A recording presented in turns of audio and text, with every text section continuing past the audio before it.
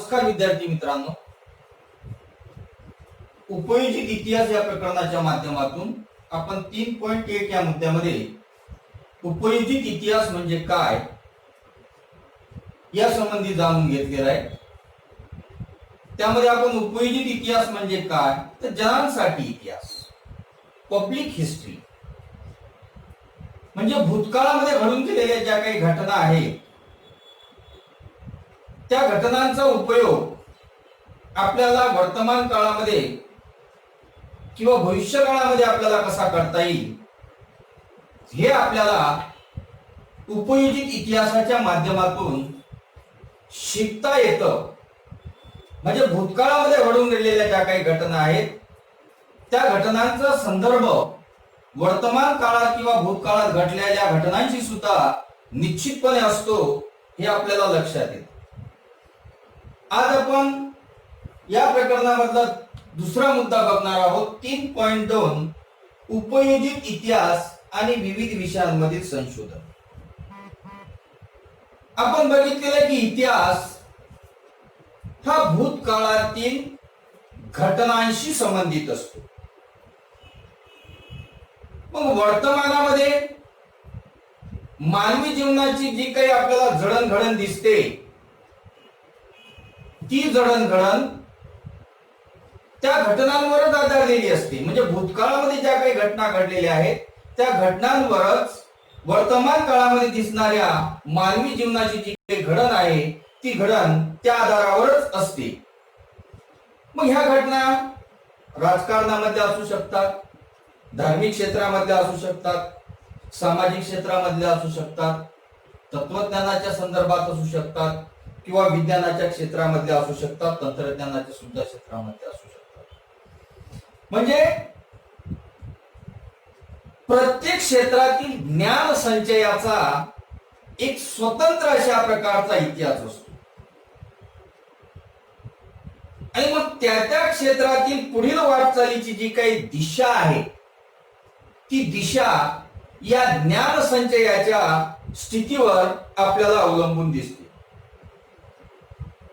मग असे अनेक विषय आहेत किंवा अनेक विषयांमधलं संशोधन आहे की त्या विषयामध्ये किंवा त्या संशोधनामध्ये इतिहासाची जे काही संशोधन पद्धती आहे ते संशोधन पद्धती आपल्याला उपयुक्त ठरलेली दिसून येते. आणि अशाच काही विषयांचा आढावा आपल्याला या मुद्द्याच्या आधारे घ्यायचा. बघा, पहिला जो आहे विषय तो आहे तत्वज्ञान. बघा, विविध विचारसरणी ज्याला आपण म्हणतो त्या विविध विचारसरणींचा उगम,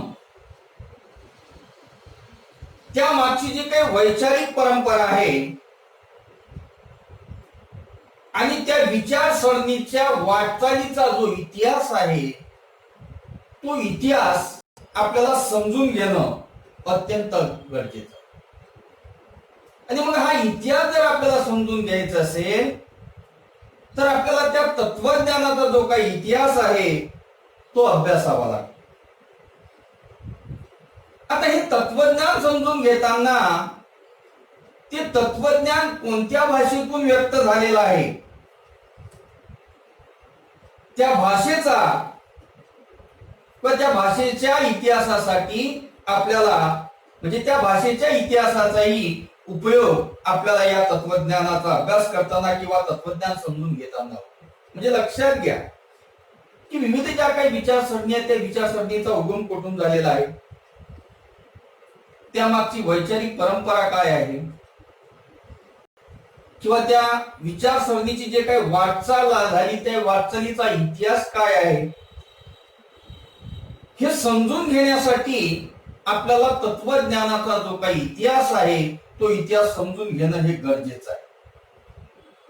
म्हणजे तत्वज्ञान समजून घेताना आपल्याला त्या भाषेचा जो काही इतिहास आहे त्या भाषेच्या इतिहासाचा सुद्धा उपयोग निश्चितपणे आपल्याला होतो. दुसरा विषय आहे बघा विज्ञान. बघा, वैज्ञानिक शोध आणि सिद्धांत याचा जो कालक्रम आहे आणि त्या शोधामागील कारण परंपरेची जे काही साखळी आहे ती साखळी आपल्याला समजून घेणं अत्यंत गरजेचं आहे. म्हणजे वैज्ञानिक शोधाचा किंवा त्याच्या सिद्धांताचा जो काही कालक्रम आहे, त्याचबरोबर त्या शोधामागची जे काही कारण परंपरा आहे त्याची साखळी आपल्याला समजून घेणं हे अत्यंत गरजेचं असतं. आणि मग ही साखळी जर आपल्याला समजून घ्यायची असेल तर आपल्याला इतिहासाचा अभ्यास आवश्यक आहे. म्हणजे त्या विज्ञानाचा जो काही इतिहास आहे त्या विज्ञानाच्या इतिहासाचा अभ्यास आपल्याला आवश्यक असतो. असं म्हणतात, गरज ही शोधाची जननी असते. बरेचदा आपण बघतो की वैज्ञानिक शोध हे गरजांची पूर्ती आणि जिज्ञासेचे समाधान करण्याच्या प्रयत्नातूनच लागलेले आपल्याला दिसून. म्हणजे शोध हे गरजेतून निर्माण होतात. मानवाची गरज जे काय आहे, माणसाच्या गरजा पूर्ण करण्याच्या माध्यमातून हे वैज्ञानिक शोध लावले जातात. किंवा माणसामध्ये जे काही जिज्ञासा असते त्या जिज्ञासाचं समाधान करण्याच्या प्रयत्नातून सुद्धा ही विज्ञानामध्ये शोध लावले जातात. मग हे शोध लावण्यापूर्वी त्या आधी अस्तित्वात असलेलं जे काही वैज्ञानिक ज्ञान आहे त्या वैज्ञानिक ज्ञानाचा उपयोग केला जातो. म्हणजे हे शोध जे काही लावले जातात वैज्ञानिक शोध, हे वैज्ञानिक शोध लावत असताना त्याआधी जे काही अस्तित्वात असलेलं जे काही वैज्ञानिक ज्ञान आहे त्या वैज्ञानिक ज्ञानाचा सुद्धा आधार यामध्ये घेतला जातो. मग या शोधांमागील कारण परंपरा असेल, त्याचबरोबर त्याचा कालक्रम असेल, हे जर आपल्याला समजून घ्यायचं असेल तर विज्ञानाच्या इतिहासाचं जे काही ज्ञान आहे ती विज्ञानाच्या इतिहासाचं ज्ञान हे अत्यंत आवश्यक असतं. म्हणजे प्रत्येक शोधामागे काहीतरी कारण परंपरा आहे किंवा ते शोध कशा क्रमाने लागलेले आहेत, कोणत्या काळानुसार लागलेले आहेत, कोणत्या काळक्रमाने लागलेले आहेत हे सुद्धा समजून घेणं गरजेचं आहे. किंवा त्याआधी अस्तित्वात असलेलं जे काही विज्ञानाचं ज्ञान आहे तेही जाणून घेणं गरजेचं आहे. आणि मानवाची गरज काय आहे किंवा जिज्ञासा काय आहे या सगळ्या बाबींचा विचार करूनच हा विज्ञानाचा जो काही इतिहास आहे तो विज्ञानाचा इतिहास समजून घेणं गरजेचं असते. म्हणून उपयोजित इतिहासामध्ये विज्ञान या विषयाचा सुद्धा अभ्यास अत्यंत महत्वाचा आहे. त्यानंतरचा तिसरा विषय आहे बघा, तंत्रज्ञान. कृषी उत्पादन, वस्तूंचं उत्पादन किंवा स्थापत्य, अभियांत्रिकी यामध्ये होत गेलेले जे काही बदल आहेत किंवा त्यामागची जे काही कारण परंपरा आहे या कारण परंपरेची साखळी सुद्धा समजून घेणं गरजेचं आहे. म्हणजे कृषी उत्पादन असेल, वस्तूंचं उत्पादन असेल, स्थापत्य असेल, अभियांत्रिकी असेल, यामध्ये होत गेलेले जे काही बदल आहे आणि त्या बदलांची किंवा त्या बदलामागची जे काही कारण परंपरा आहे ती साखळी समजून घेणं गरजेचं आहे. आणि मग ही साखळी जर आपल्याला समजून घ्यायची असेल तर तंत्रज्ञानाचा जो काही इतिहास आहे तो इतिहास आपल्याला समजून घेणं किंवा तो अभ्यासणं हे अत्यंत गरजेचं आहे. कारण वैज्ञानिक शोध आणि तंत्रज्ञानातील प्रगती, वैज्ञानिक शोध आणि तंत्रज्ञानातील प्रगती हे परस्परावलंबी असतात. आपण मानवाची उत्क्रांती बघतो